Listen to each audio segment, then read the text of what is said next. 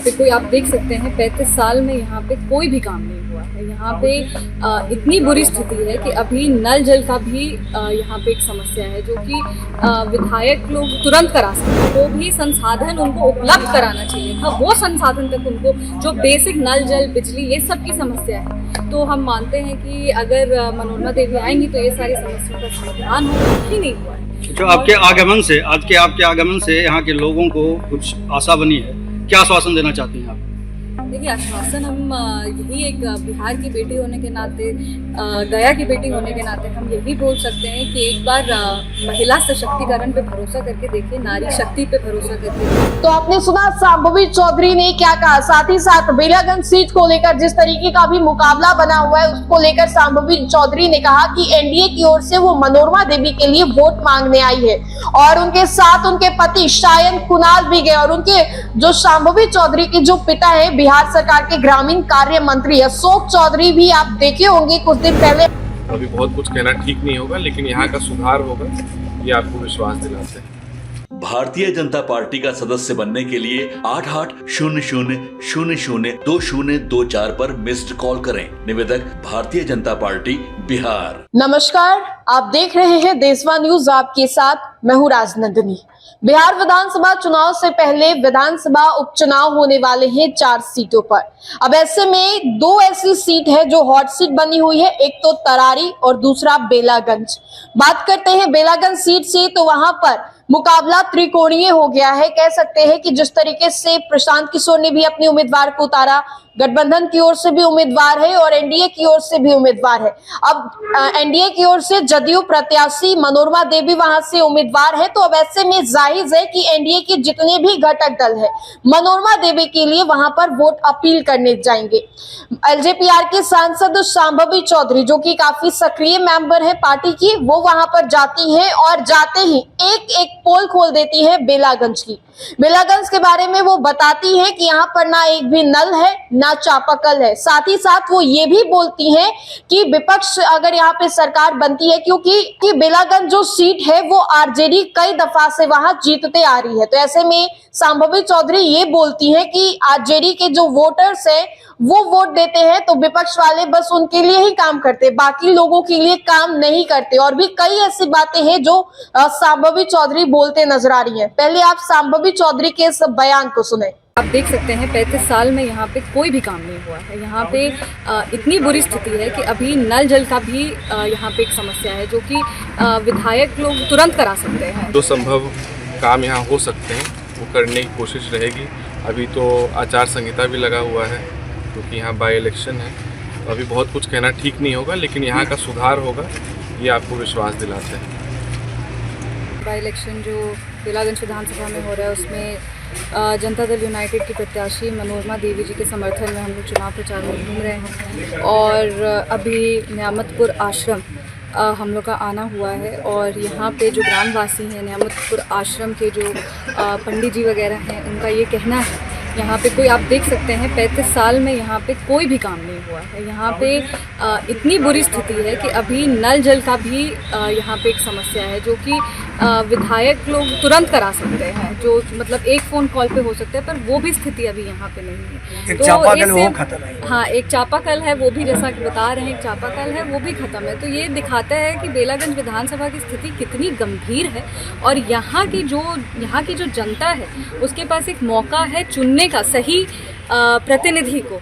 और हमें पूरा यकीन है, पूरा विश्वास है कि एनडीए की सरकार अगर यहाँ पे जीतती है, मनोरमा देवी जी यहाँ पे अगर जीतती हैं, तो न्यामतपुर आश्रम जो है उसका भी विकास होगा। और साथ ही आसपास के जितने भी गांव हैं, जो आज हमें फतेहपुर हम लोग गए थे, आसपास के जितने भी गांव हैं वो सारे हम लोग जो लगातार घूम रहे हैं। गया की बेटी होने के नाते हमें पता है कि बेलागंज विधानसभा की जो जनता है वो कितने वर्षों से वंचित रही है अपने अधिकारों से।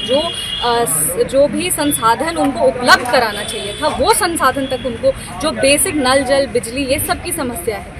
तो हम मानते हैं कि अगर मनोरमा देवी आएंगी तो ये सारी समस्याओं का समाधान होगा, यहाँ की जनता को भी बराबर हिस्सेदारी मिलेगी और बेलागंज विधानसभा में विकास की नई गंगा बहेगी। ये तो क्षेत्र की मामला हो गया या आपका चुनावी व्यवस्था है। हाँ। आश्रम के बारे में आपका क्या कहना है? पिछले आश्रम का जो स्थिति है, आश्रम के नहीं, लोग से आश्रम हमने आज़ादी सबसे के पहले बाद यही तक कहा, correct। आश्रम का जो स्थिति है, हाँ। आसपास के आधा दर्जन से अधिक गांव आपके कैडर वोटर हैं। हाँ। उसके बावजूद भी वीडियो स्तर से लेकर के मुख्यमंत्री स्तर तक के देखिए, ये हमेशा हमने देखा राजनीति में कि जो जीतता है वो फिर जो विपक्षी दल को जिताते हैं या जो विपक्षी दल के कार्डर वोट्स होते हैं उनके लिए वो लोग काम नहीं करते। ये हमने हर जगह देखा।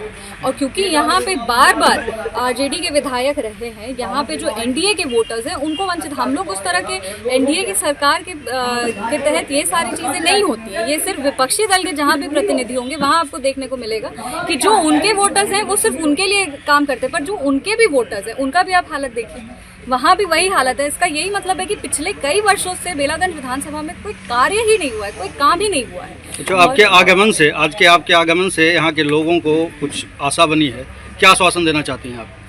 देखिए, आश्वासन हम यही एक बिहार की बेटी होने के नाते, गया की बेटी होने के नाते हम यही बोल सकते हैं कि एक बार महिला सशक्तिकरण पे भरोसा करके देखिए, नारी शक्ति पे भरोसा करके देखिए और एनडीए की सरकार पे हमारे यशस्वी प्रधानमंत्री श्री नरेंद्र मोदी जी, हमारे मुख्यमंत्री श्री नीतीश कुमार जी और यहाँ से हमारी प्रत्याशी मनोरमा देवी जी, हम लोक जनशक्ति पार्टी के सदस्य हैं, हमारे राष्ट्रीय अध्यक्ष चिराग पासवान जी मिल करके बहुत प्रयास कर रहे हैं कि बिहार प्रदेश को और आगे लेके जाएं। पिछले जो 10 वर्ष में कार्य हुआ है उस कार्य को भी और आगे लेकर के जाएं और अच्छी तरीके से काम कर सके। तो यही हम चाहेंगे कि उन लोग एक बार भरोसा करके देखें और बेलागंज से पहली महिला विधायक बनाएं।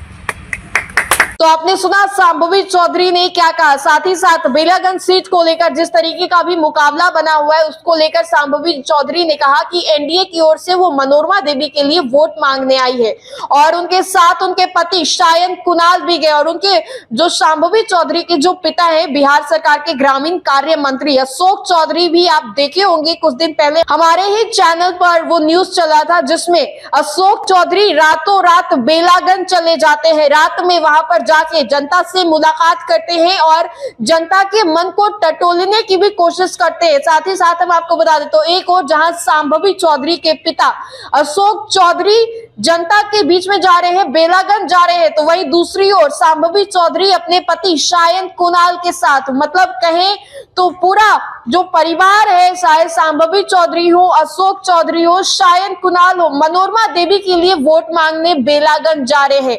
देखिए, एलजेपीआर का एक अलग से ही ताकत रहा है हमेशा से, क्योंकि लोकसभा चुनाव में जिस तरीके से 100% स्ट्राइक रेट रहा है एलजेपीआर का, उसके बाद से ये पार्टी काफी ज्यादा चर्चाओं में आ गई थी और ऐसे में एलजेपीआर की सांसद शांभवी चौधरी अपने पति शायन कुणाल के साथ वहां जाती हैं बेलागंज मनोरमा देवी के लिए वोट मांगने।